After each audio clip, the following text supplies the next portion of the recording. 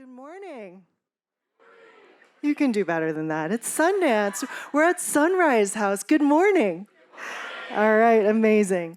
Thank you so much for coming out this morning. Again, my name is Ai-jen, and I'm the Executive Director of Caring Across Generations, and we're an organization that works to change the way we support and value caregiving in the United States, in our systems, policies, and in our culture.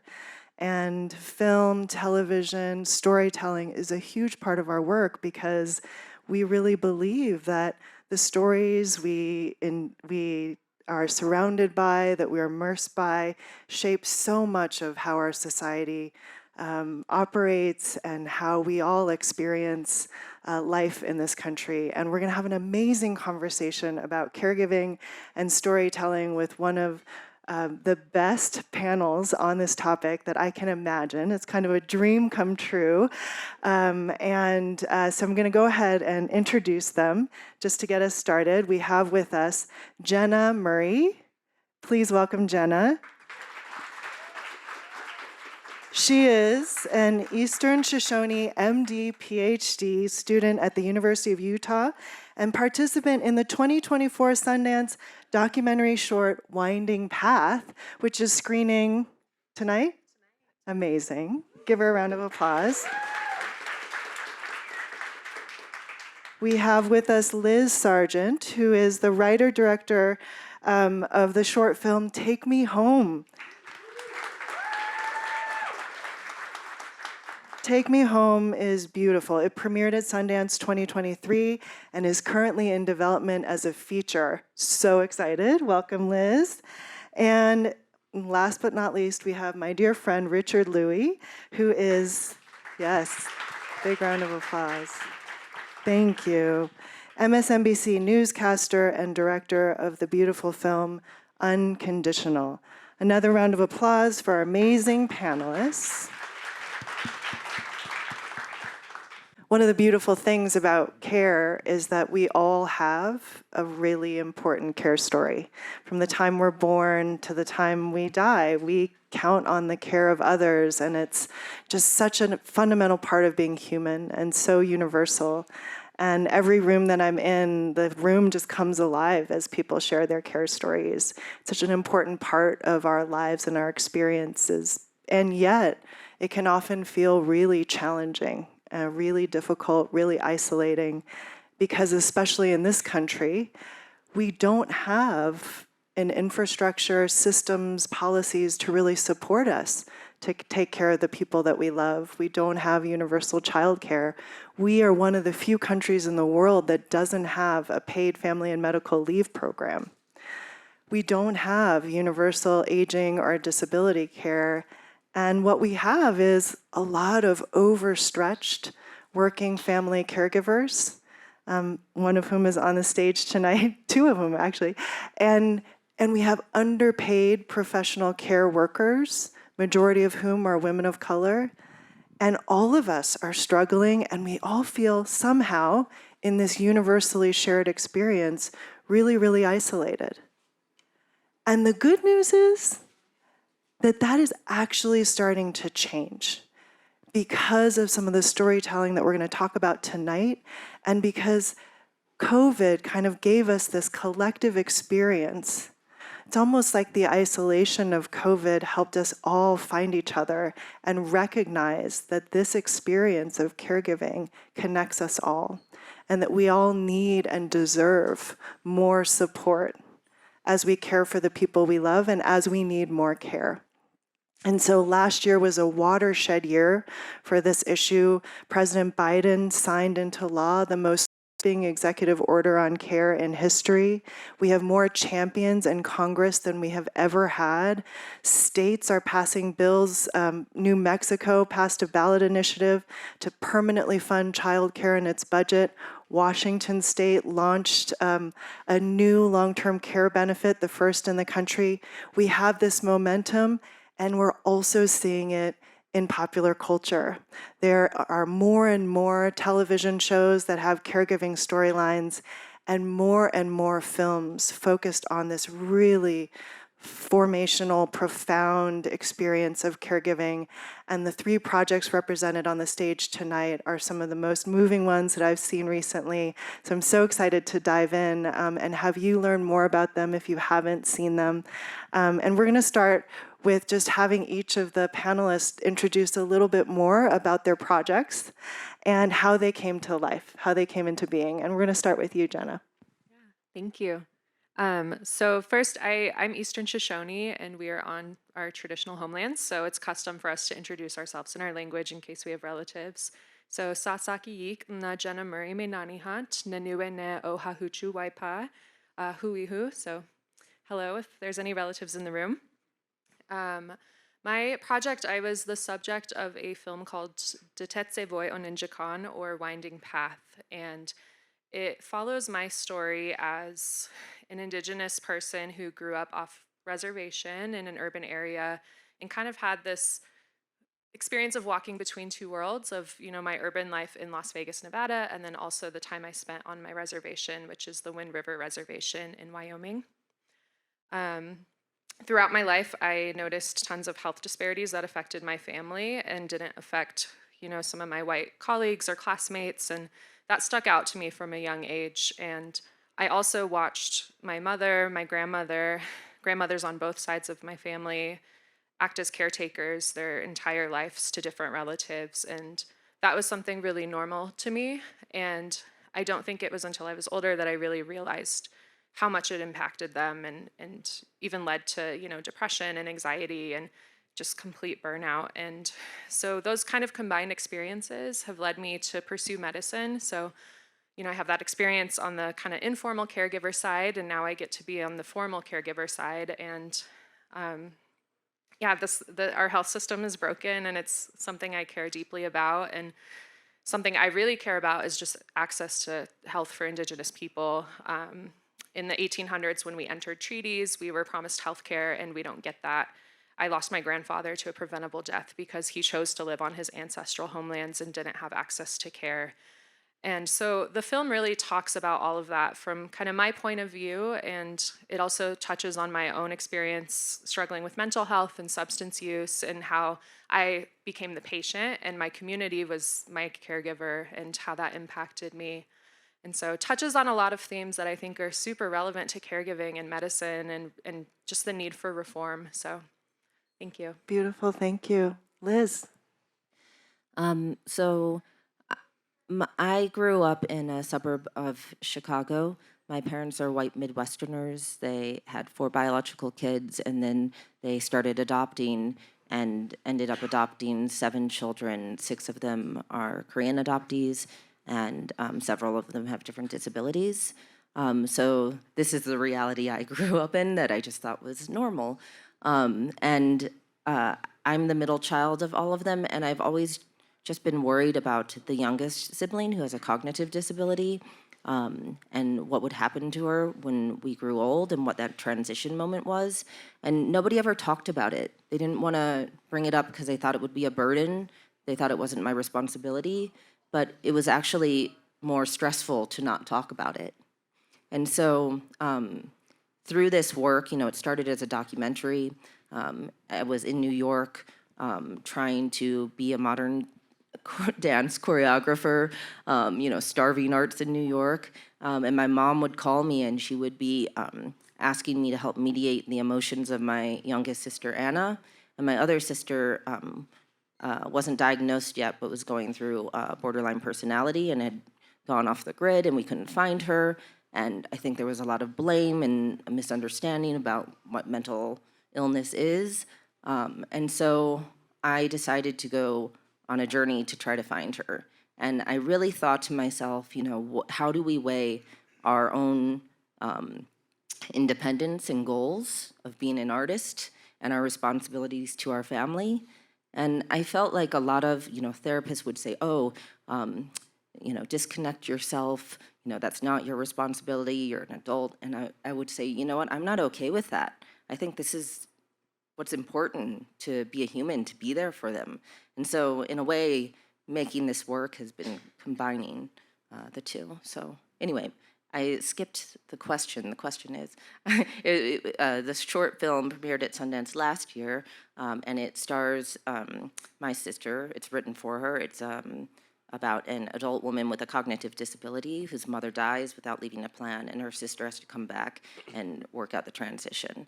And what I'm most proud of is that it's all from the disabled woman's point of view, and it stars my sister, and she has very little short-term memory, so we sort of shifted the way that we made the film so that we could empower her to really tell her own story. It's so powerful. It's on Vimeo. If you haven't seen it yet, you should definitely go see it today. Richard. First of all, congratulations to Ai-jen for all that progress that she was talking about at the top, because she is the empress of caregiving, both paid and unpaid. So, woo! That's to you, Ai-jen. Caregiving is the kind of thing that doesn't have an empress. Well, But now it does. at Sunrise Collective, you are the empress of caregiving. But yeah, I mean, it was, the name of the movie is Unconditional. It's actually started with the name Hidden Wounds.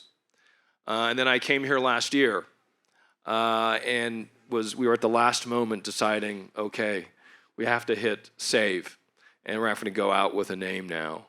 And I realized that really the story of caregiving was something about the idea of unconditional, as opposed to the hidden wounds that we may have ourselves as caregivers are those that we may help. And I start with that because in the 7 years it took me to get this thing done, and the 2 years editing, and any of you who are in the news news business like I am, we don't edit anything for more than even 2 hours. So for me, this was a little crazy to work on something for 7 years and edit for 2.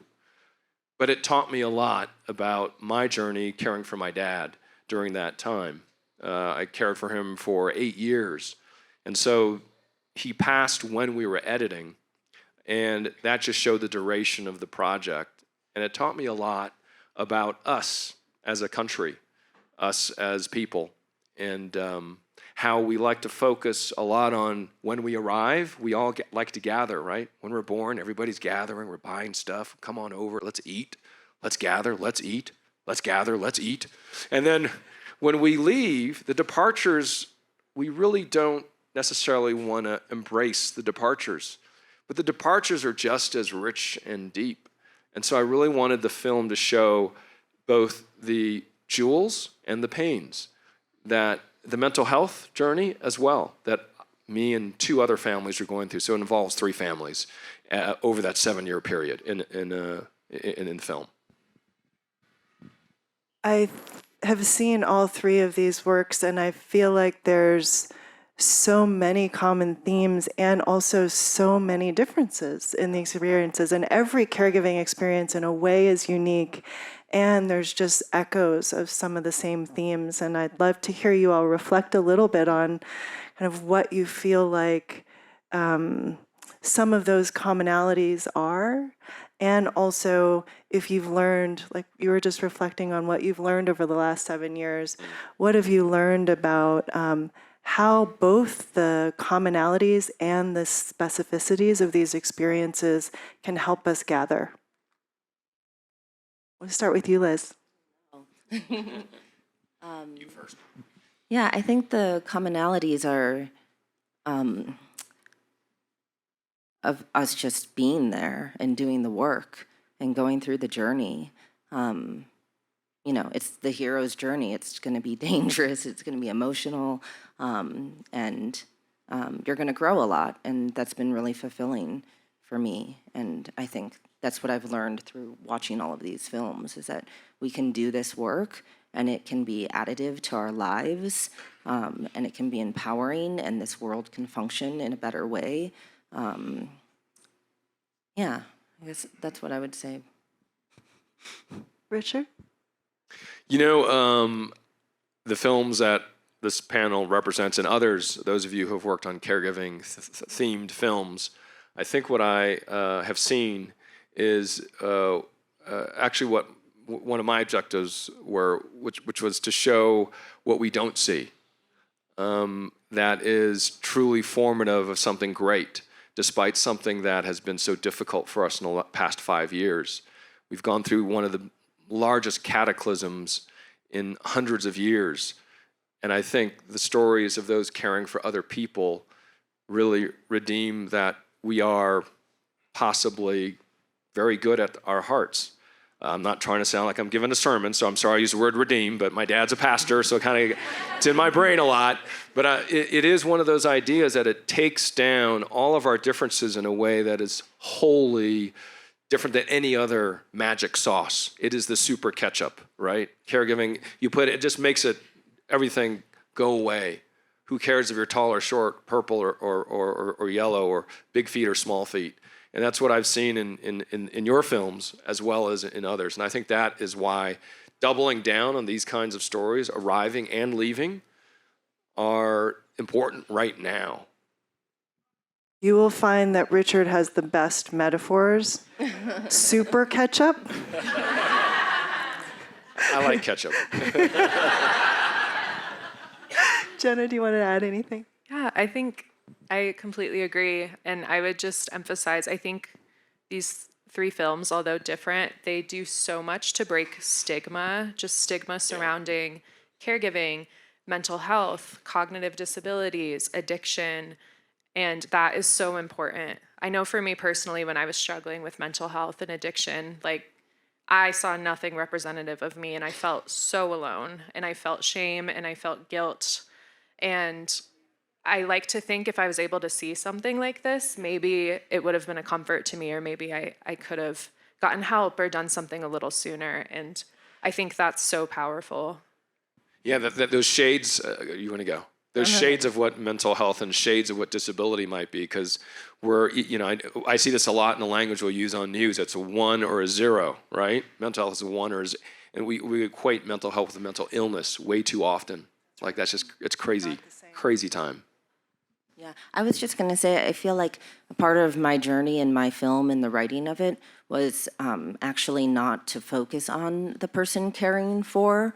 It was more about what is it to be cared for. And so that's why it's all from my sister's point of view. I really wanted to humanize her and have the audience see what the world looks like and feels like around her, so that we can be more sensitive and more thoughtful about what the service is and the way that we interact with her.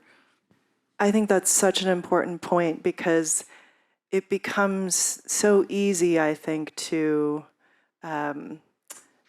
dehumanize in a culture that doesn't value caregiving. Whether you're somebody who relies on it and needs care, or somebody who's providing it, both of those positions can be so isolating, where you feel guilty, shame, alone. Like these words that you use, Jen, I hear all the time from both people who rely on care and people who provide it. And that's, I think, such a symptom of a culture that doesn't value caregiving. And I think we are in this kind of generational moment of breaking free of that dynamic, of really recognizing that caregiving was never meant to be a solo endeavor, that we are fundamentally interdependent. We care in families, communities of all shapes and forms. And you have this great metaphor of an astronaut. I was wondering if you could share your astronaut metaphor, Richard. Any astronauts in here, first of all? Oh, we have one. All right, awesome. That's great. All right, so this is for you. Come on up. I'm joking. We were at Caring Across's gatherings, and we were talking about the experience of caring for somebody else. And I feel so much strength about what those who have done, who've cared for others or who received care. I'm just in, as you said, a hero's journey. And everything we go through, like if you think about what an astronaut does, they get in a capsule by themselves in a spaceship. They pick 2 or 3 people to go with them, maybe, right, to reach this mission. Along the way, there are things that distract them and they get off course, and then they have to work together with the team that they've selected to find the right course. They reach their destination, and then they come back. And when they come back to Earth, what do we call them? Do we call them former astronauts? No, we still call them astronauts. That's their title, right? And caregivers are the same thing. Because as a caregiver, you set off on a mission. You gather your team, your brother, your sister, a parent, paid caregivers. They become part of your core team. And you set off together. There's a lot of things that push you around. And when you come back and you're done taking care of that person, your loved one. So like when my father passed, am I no longer a caregiver? No. I will always be a caregiver, and so will you. It's a lesson that you will take wherever you go. It'll make you, what I say, the best person you've ever been. Not the best person in the world, but the best person you've ever been. So we are astronauts, those who care for people. All of you who've done this, including you in the back, if you've cared for somebody, you are an astronaut. And that's what I like to say, because we forget sometimes that this journey is something we will take with us until the very end. And I think, Liz, in your film, what I found so powerful was that your sister was also a caregiver. Can you talk a little bit about that? Yeah, I mean, the biggest part of the film was to keep Anna's disability grounded in reality, but also show that she can give back to the community. And I actually go deeper into that, into the feature, where it really centers around Anna with her cognitive disability, living with her mother, who's aging into physical disability, and her father, who's on the edge of dementia, and them not really knowing what their next step is. And I sort of took out in the short, it focuses on the sister relationship and the sibling coming back. And I sort of pulled that out in the feature because I started thinking about how, yes, that is the way the world works, that our family is, in our space shuttle. And, we assume that that is our community that's going to make this happen. But actually, I think it's not, it's the country's problem, it's the world's problem. And I wanted to offer up, how can we make communities better so that the aging people and my sister can have long-term services where they can have empowered lives to the end. And what makes me so sad about these characters and these people that I know is that I think a lot of people just, they're not prepared. And then it happens, and then the people disappear, and then we forget about it. So how can we activate people now so it's just a part of our culture, right?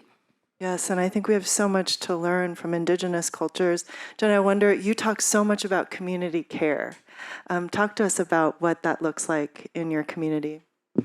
Yeah, so, with the disclaimer, of course, there's almost 600 federally recognized tribes. Everyone's different, but a really common theme in a lot of Indigenous communities is this idea of holistic health before we even had a word for that. So, physical health is one pillar of what my tribe uses, the medicine wheel, and it has four pillars, 4 sides, and it's physical, but also mental, emotional, and spiritual health. And we really believe that if one of those is out of balance, then you're not healthy. All of them have to be balanced and taken care of and nurtured. And the only way to really do that is to do that as a community. Indigenous people for centuries have lived for their community. We put a lot of value, especially in our youth and our elders. They are the backbone of everything, of our communities, society, our history, everything we do. And so I feel like a lot of us have this inherent understanding and connection to caregiving and what that means, and it's just part of who we are. There's not really a lot of individualism in Native communities, which I think is great. You just really rely on each other, and there's no question about it. You don't even have to ask most of the time. If somebody hears about something that's going on in your family, they just rally together and come and do what they can to support you. And that's how we've lived for centuries. And it's exciting and also kind of funny to me when I see, so I'm a public health researcher as well, and everyone's like, social determinants of health, oh my God. And it's like, well, yeah, where you live impacts your health, your community impacts your health, and the systems you live under impacts your health. And it's kind of silly to me. It's like, yeah, we know that. We've known that for centuries. And so I do feel some hope because I think, especially with, my classmates and kind of the generation of rising physicians, there's a lot more emphasis on that and emphasis on relying on, family and community. And I remember I was in a room with a patient a couple of weeks ago, and I asked the patient's wife, just like, hey, is there anything we can do to support you? And she broke down in tears because no one had ever asked her that. And, that's just something that culturally I've been doing, my family, my community has been doing for ages. And so, yeah, I think there's a lot to be learned from kind of that perspective. Absolutely. And one of the things that we really believe in at Caring Across Generations is telling all kinds of care stories, right? From all different communities and all different perspectives, the people who are needing care, people who are providing it, people who are supporting it, people who are designing solutions to everybody. And it does feel like historically some care stories have been even more invisible than others, which is one of the things that's so profound about the 3 projects that you all represent. I'm curious if you could say a little bit about why it was important to you, or what it means to have more people of color, more representation of diverse caregiving stories out there in the world. Liz, let's start with you. All of my work is so personal, and that's where it starts, and it's just like a diary entry of moments that I'm putting together. And so naturally it ends up being Korean adoptees in it because, I'm just writing reality. In this film, I didn't want to talk about adoption at all. I just wanted you to see it in the narrative and have it live on its own, and have you sort of think and question about how that adds to the fabric of the story. So, yeah, I'm not sure. I think I got off track, but that was one of the details that I wanted to add in there. And I think the most powerful part of it is to not have to explain it for the audience, to have them lean in and sort of be more curious. Yeah, I think that the reason to have, folks of different backgrounds, faces of, different hues and sizes.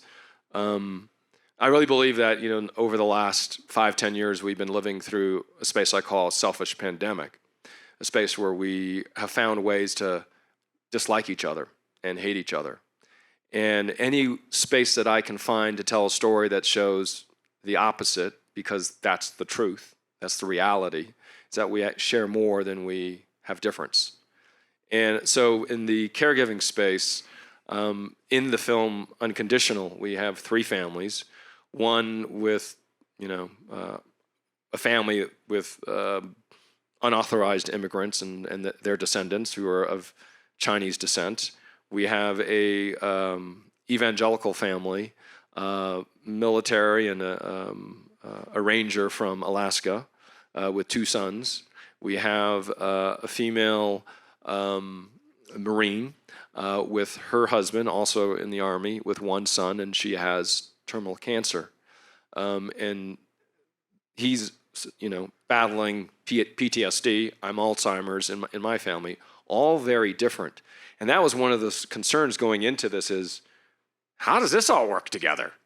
How is this all going to fit together? And that was the 2-year journey of editing it. And thanks to Jean Sien, thank you, Jean, who really was mentoring me through the process. At the end of the day, we saw that, yeah, we are more alike, despite picking very different families to begin with. But I saw the similarities in the beginning, but I wasn't sure if everybody was going to see it. And the jury's out, obviously, as to whether the links are seen about these shades that we're trying to show, about why we walk the same way and we wake up and go to sleep the same way, as opposed to the other things that are concentrated on way too much. You want to add anything, Jenna? I think for me, it's really important to tell authentic Indigenous stories, because I think for far too long, Hollywood has kind of created this narrative of what an Indian is. And I think to a lot of people, they don't really understand that we actually exist. We are still alive. We're still here. We're still thriving. And we don't run around, not all of us run around wearing headdresses and living in teepees. And some people do. And I think just shedding more light on that and what it means to be a Native person in 2024, and how you can be Native and grow up in a city, and how you can be mixed race and you're still Native and you're still culturally involved. And I think just kind of reclaiming that narrative and also telling difficult stories on addiction and mental health from a strength-based perspective. That was really important to me. I'm so sick of seeing stories told from a deficit and focusing on, look at this poor, sick community, because there's so much beauty and strength in them. And so that was something I was really proud of and really excited to do with the film, is to kind of reclaim that narrative and really tell my story as an Indigenous person from a strength-based perspective. I think that is so crucial, this idea that this is actually about strength.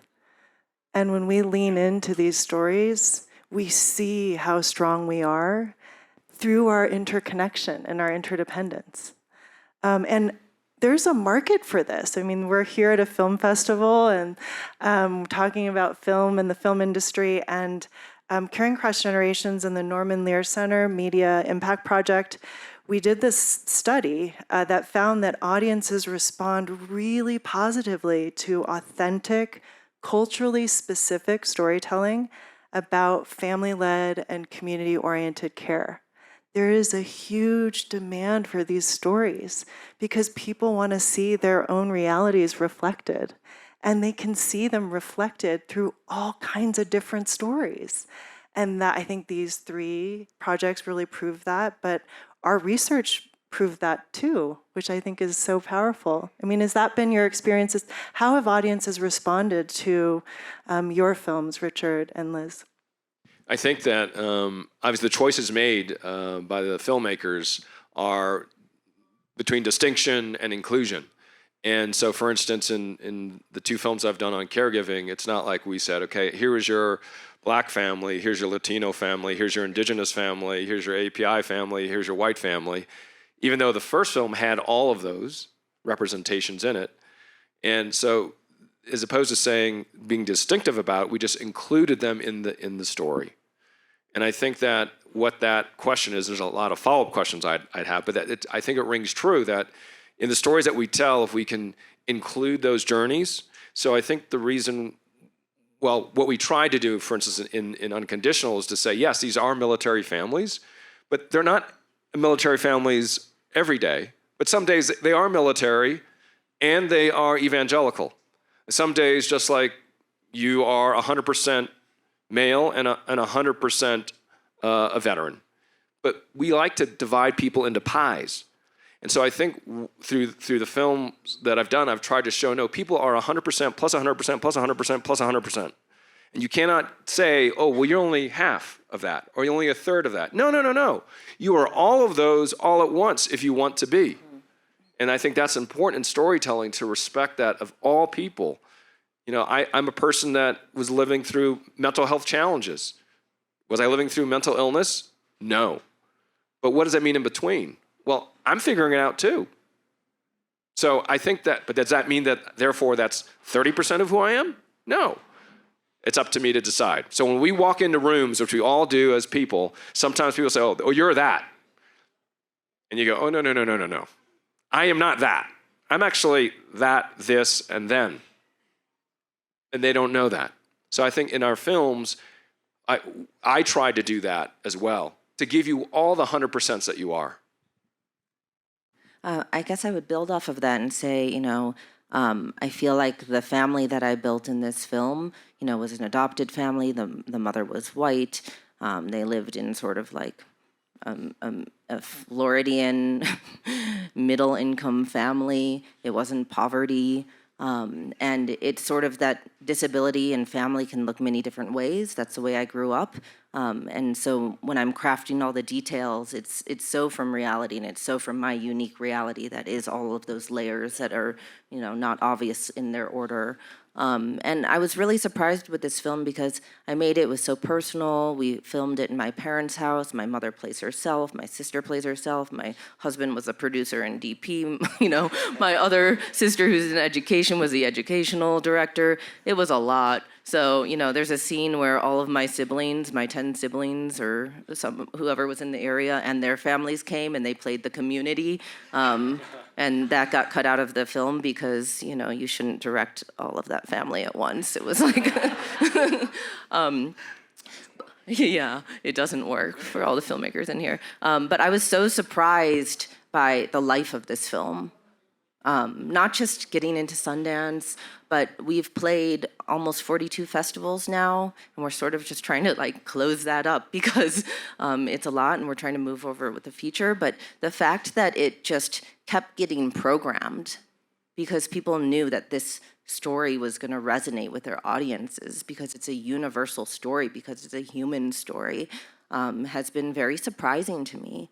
And I think, it's because we all experience this, or we all know someone who has a sibling with a disability. Everybody's parents are aging. We're going to age. We're all thinking about this, but we don't come together and talk about it or experience it together. So it's an unseen audience that touches every single person. And I think that's what's exciting and powerful about these narratives. Absolutely. I mean, I think stories that are authentic about the human experience, no matter who they're about, are what really resonate with people. And caregiving really is like the portal to that authenticity. And I think that's 42 festivals, that's amazing. And Richard's film has been screened at the United Nations, in the White House, everywhere, Davos, and I think people are hungry for that connection and that sense of their humanity reflected back, and caregiving takes us right there.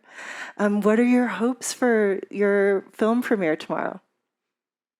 I just Wait, hope it's tonight, right? Tonight, yeah. Sorry. She has 2 nights. That they come. Salt Lake tomorrow. Yeah, I just hope people who see it, realize that my story is just one of very many. It's just one example of what a lot of people are experiencing. And I hope that my story is just a narrative that introduces folks to these bigger issues, right? Of, we need systemic reform. We need to start recruiting healthcare providers and future caregivers from the communities who need them so that they can go back and serve them. And, we need to talk more about community and what it means to, be caregivers for one another. And I just hope those themes really stick out to folks. And I hope that people just take something away, learn something from my story, really, anything. I know they will. Liz, do you want to talk a little bit about the next phase of your project and the impact that you're hoping to have? So we've written the feature, and it changed and it grew so much through this year of festivals and community screenings and educational screenings. And I'm excited to make the feature, not just because it dives into this different aspect of caregiving and these incredible humans living this very quiet life. And part of the end is that it's almost a grounded magical realism of what could be possible. And I hope that it creates a conversation and opens up people's imagination to do better and build better communities for people. So yeah, we're building that out now. We're bringing together the team and the financing, and I just hope that because it's a feature, it will get more visibility and have the impact not just in the schools and education. I think that's the power of these films as well, is they're not just entertainment, and caregiving has been used in entertainment a lot because it's a great plot point, but I think what's beautiful is when you give people who have had the experience and are diving deep in it, and they give all the detail and nuance and give more time to these moments, it can be even more powerful, and it can live on so many levels in the world. That same study that I was mentioning earlier, we measured the impact. How many of you watched the show This Is Us? A lot. Okay. So the final season, there was a really powerful caregiving theme, and we actually measured the impact on audiences of watching and having that care story foregrounded in that way. And we found that it actually exponentially drove conversations among audiences about care in their lives. And so what you described is actually going to happen. Putting caregiving stories in the foreground of our imagination, of our culture, really does change the conversation. And it helps us change, therefore, systems, policies, programs, and it's like a virtuous cycle. And Richard, you have taken this film to the highest levels of policymaking, both nationally and globally, and have seen some of those connections start to come together between the storytelling and the actual change in policy. Can you talk a little bit about the impact you're hoping to have and what's next for Unconditional? Sure. And this is us as a NBC show. Yes, Right, you know that. NBC show. In case you didn't know that. I got to get paid somehow. Y'all know that. No, I'm joking. Yeah, next is we'll be at the European Parliament in, I think, March or April. And I think what I hope is next is that we take advantage of the time we're in. I really do believe that after this selfish pandemic of killings and bad talk and hating people, and then a cataclysm, and then we saw people all around the world taking care of people. We saw the very opposite of that, that we are in a unique time, that we potentially could be living in a renaissance of care. But like everything, the door closes. And so now is the time to include these stories of care in the things that we do as filmmakers, as artists. It's an opportunity. And when the doors gets more and more closed, it'll be more difficult for us to have this conversation. And so I'm hoping all of us continue to push out these narratives, that your feature will be here in 2 years talking about how it's playing here. And yours will be celebrating a great award, which we may be doing very soon. And that the Empress of Caregiving will be standing on top of a mountain and talking. Never, no, that's just going. But you see my point. As we have this opening, Ai-jen, I believe this is very unique, something we haven't seen in a century or more, where we've seen it. All of us around the world have seen people taking care of others in a way that they've never seen before. So let's grasp it. Let's make it happen. Yes, right? What do you think?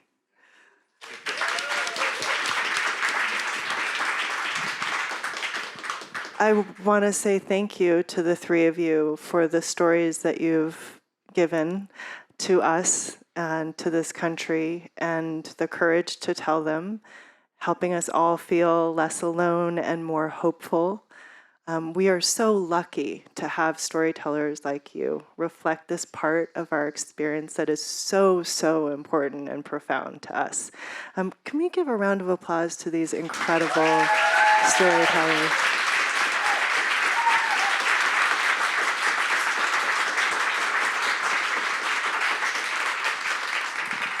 I think we have a few minutes if there are questions from the floor. Yes.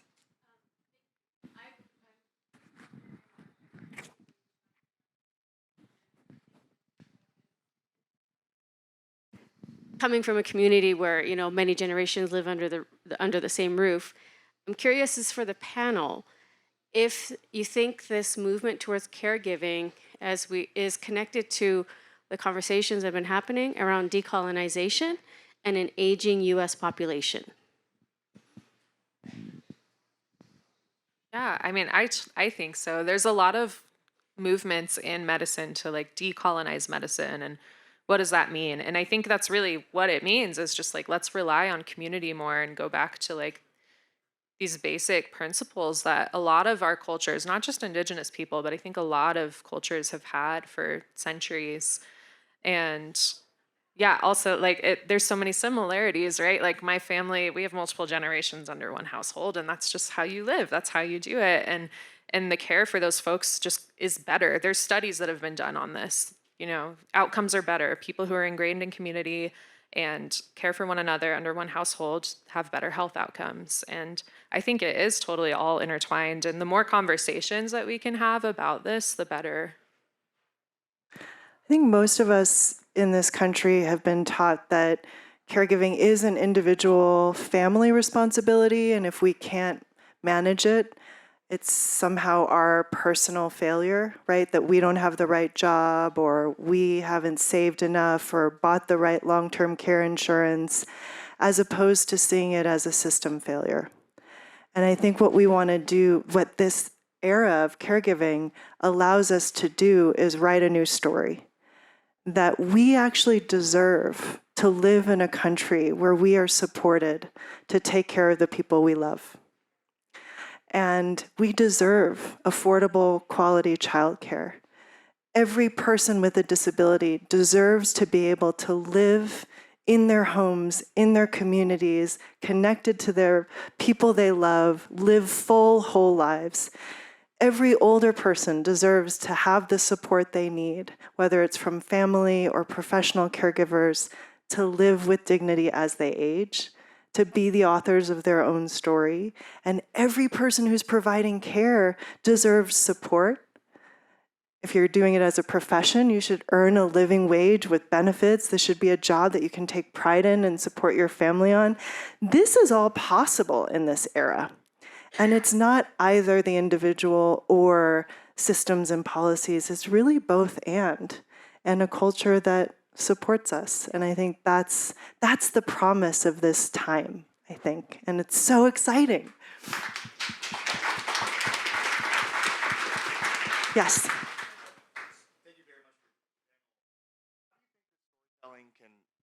Thank you. How can storytelling improve and bridge generations and generational attitudes towards caregiving, particularly as it relates to taking care of yourself, to be able to take care of other people, particularly as it relates to the Asian American population, right? That there seems to be, at least my lived experience, there's a divide, right? And how can storytelling close that divide? Sure. I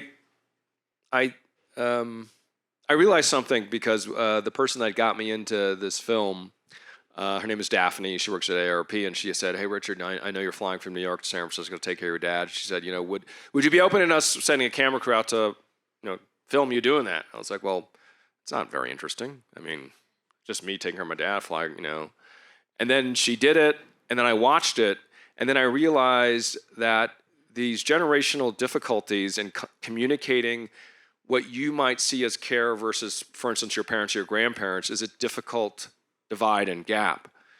And the role changes and everything else, the shift that's required as you say, well, I'm now going to take care of this, and I'm going to help you eat.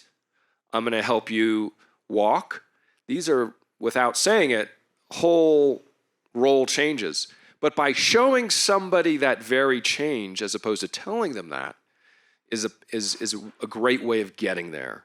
And so after that edit finished, that 7-minute piece that she did, and I looked at it, and then I said, oh, I know why she wants to do this now. So that those who are multi-generational or even, siblings, peer-to-peer, you don't want to hear that sometimes. And seeing it through film can then open up the conversation about how do we do that? How might that work? Powerful.